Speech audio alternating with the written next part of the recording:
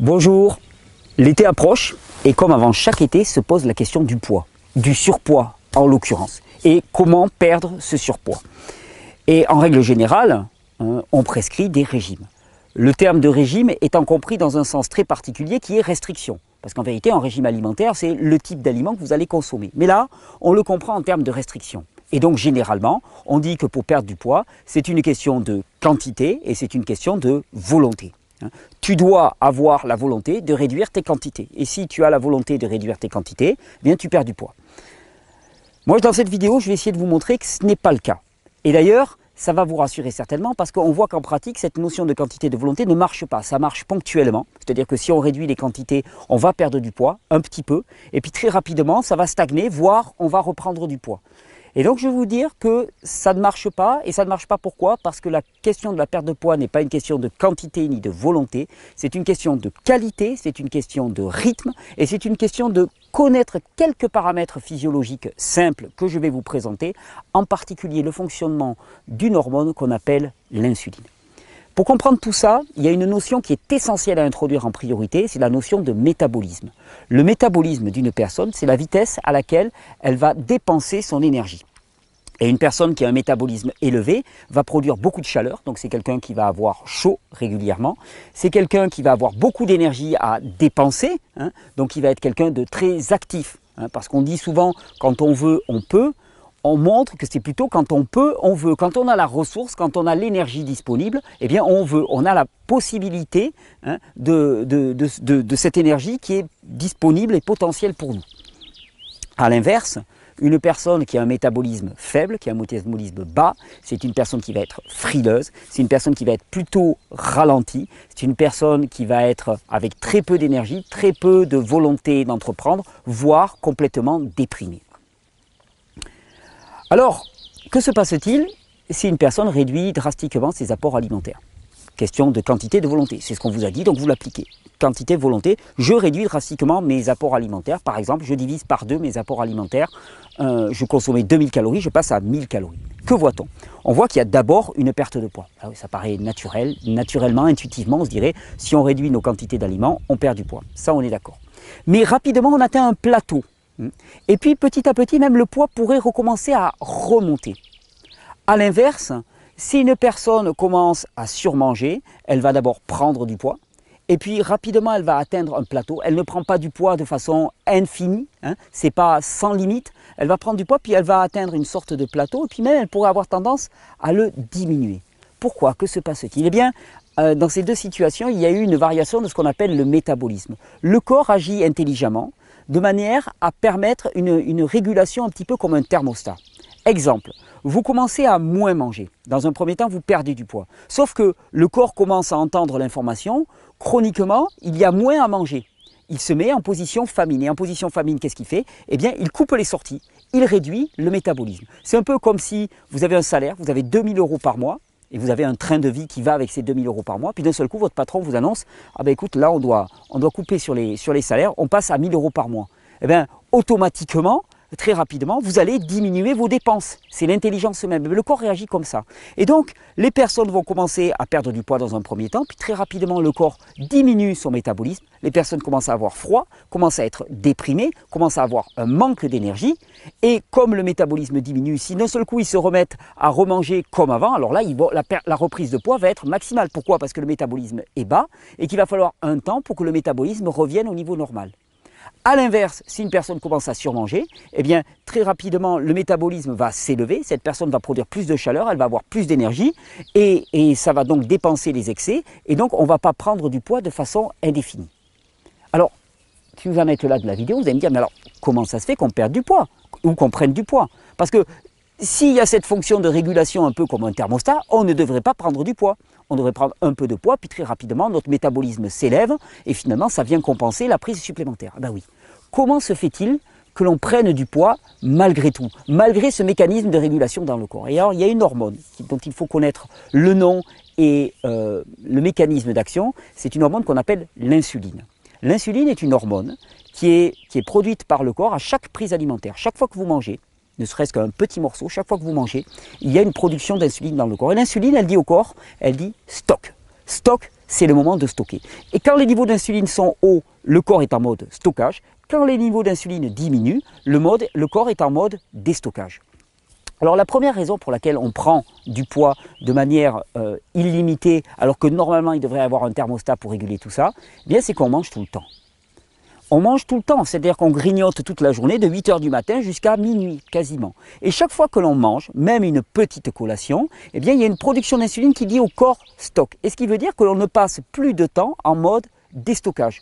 Je dirais même que les niveaux d'insuline chroniquement élevés dans le corps font que finalement, eh bien, on n'a même plus accès à nos réserves. Parce que stocker, ça a du sens que s'il y a des moments où on déstocke. Et là, on se retrouve dans la situation où les niveaux d'insuline chroniquement élevés font que le corps ne peut plus aller tirer dans ses stocks. Et donc, on a faim alors bien même qu'on a des réserves. Quand quelqu'un qui a une surcharge pondérale dit « j'ai faim », il y a un problème. Parce que normalement, il a des réserves. Comment se fait-il qu'il ait faim? Il a faim parce qu'il n'a pas la possibilité d'aller tirer dans ses réserves, parce que le corps est en mode stockage. Donc la première règle, si vous voulez perdre du poids, eh bien, c'est de réduire les apports, le nombre d'apports sur la journée. Non pas réduire en quantité, vous gardez la même quantité, sauf qu'au lieu de le prendre en 3 fois, vous le prenez en 2 fois. Et si vous le prenez en 2 fois, vous le prenez en 1 fois. Et si vous le prenez en 5 fois, vous le prenez en 4 fois, puis en 3 fois. Vous réduisez le nombre d'apports alimentaires sans rien toucher à la quantité. Et vous allez voir automatiquement que vous allez passer plus de temps en mode déstockage et que vous allez naturellement perdre du poids sans même toucher à votre alimentation. Alors ensuite, il se passe un phénomène, c'est que l'alimentation moderne, l'alimentation que nous trouvons dans les supermarchés, dans les magasins dits alimentaires, c'est une alimentation qui est très transformée et très raffinée. Ce terme, vous avez dû déjà l'entendre. Et le raffinement fait que la réponse insulinémique, c'est-à-dire que la quantité d'insuline que produit le corps, est supérieure à ce que ce serait si le produit n'était pas raffiné. Quelque part, l'alimentation industrielle moderne conduit le corps à produire plus d'insuline. Et si vous voulez produire moins d'insuline et passer plus de temps en mode déstockage, eh bien il suffit d'aller vers une alimentation plus brute, moins raffinée. Privilégier une alimentation qui est riche en fruits et en légumes, riche en produits non transformés ou préparés à la maison.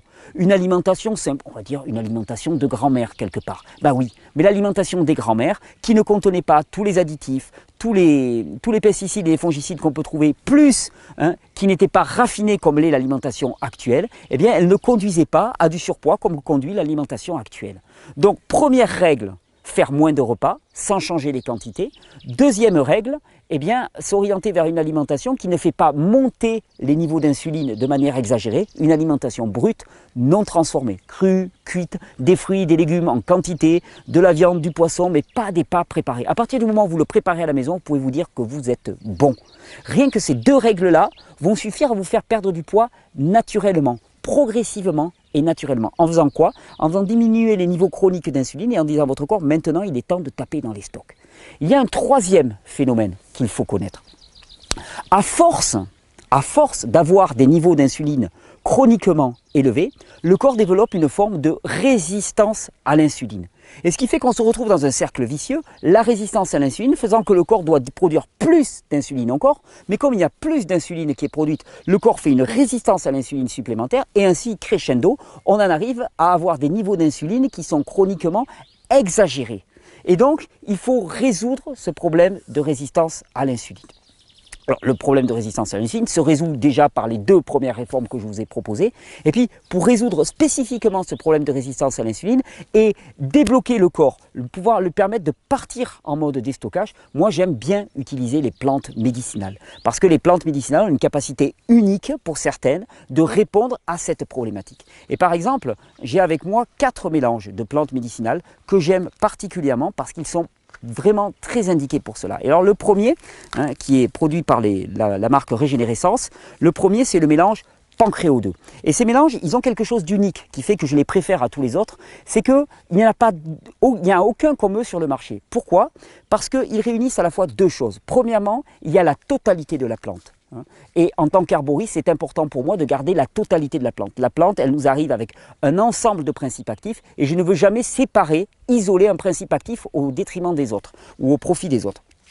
Donc ces mélanges contiennent la totalité des plantes. Sauf que d'habitude, quand on a la totalité des plantes, on ne peut pas avoir en même temps des produits qui sont concentrés. Parce que quand on concentre, on isole des produits. Eh bien, ils ont réussi la prouesse technique, que je crois unique au monde, d'avoir à la fois des produits qui contiennent la totalité de la plante, mais qui sont aussi concentrés jusqu'à 20 fois. Ce qui fait que pour le même prix, vous allez en avoir 20 fois plus. Et en termes d'efficacité, ça fait toute la différence.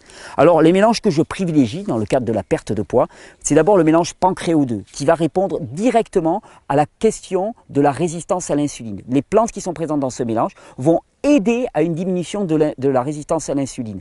Et si en plus vous mettez en place les réformes que je vous ai citées précédemment, alors là, vous avez tout bon. Votre corps va commencer à se mettre en mode déstockage massif sans même que vous touchiez aux quantités. Vous touchez simplement à la qualité, au rythme et à la résistance à l'insuline.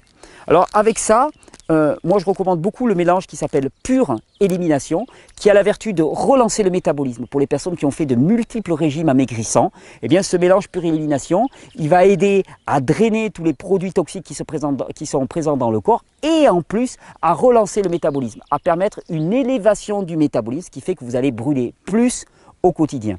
Avec ces deux mélanges, j'aime beaucoup utiliser un mélange qui va viser directement la sphère hépatique parce que quand on perd du poids, on brûle des graisses. Et la plupart des produits toxiques sont stockés dans le corps, dans les graisses. Ce qui veut dire que notre système va avoir beaucoup à épurer, beaucoup à détoxifier. Et c'est le foie qui va s'en charger. C'est l'organe de détoxification du corps. Et donc le mélange hépato va soutenir le foie pour permettre une bonne élimination, une bonne détoxification des produits toxiques libérés par la perte de poids. Et ensuite, eh bien, pour lutter directement contre le phénomène d'œdème, la rétention d'eau, qui elle aussi est là, et ça demanderait plus d'explications, plus de développement, qui est là elle aussi pour diluer les produits toxiques dans le corps. Eh bien, avec Reno 1, ce mélange-là vise exclusivement à activer le fonctionnement rénal, à permettre une diminution des œdèmes, à permettre de perdre toute cette eau. Et tout cela ensemble va permettre une diminution de la résistance à l'insuline, une élévation du métabolisme, va permettre d'optimiser le fonctionnement des organes épurateurs du corps et au final d'activer la fonction déstockage à son maximum.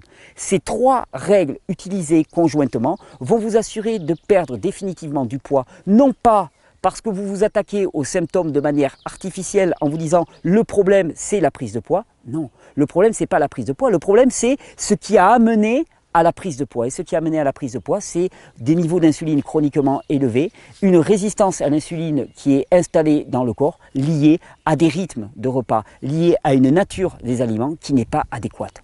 L'avantage avec cette méthode, c'est que premièrement, vous allez perdre du poids, mais surtout, vous allez garder cette perte de poids. Et parce que vous aurez gardé cette perte de poids, parce que vous aurez gagné la santé. C'est-à-dire que ce n'est pas la perte de poids qui était le but c'est rétablir l'état du terrain et une fois que le terrain physiologique, la nature de votre corps, le fonctionnement de votre corps est installé, à ce moment-là vous allez perdre du poids naturellement. Quelque part, vous perdez du poids en gagnant la santé. C'est plutôt une bonne perspective et c'est ce que je vous souhaite à tous, à toutes, vraiment. C'est non pas de vous laisser berner par des solutions, des remèdes à courte vue, finalement qui épuisent le corps, qui font baisser le métabolisme, qui vous rendent fatigué, dépressif, démoralisé et qui vous donnent froid, mais plutôt de se dire on va sortir par le haut.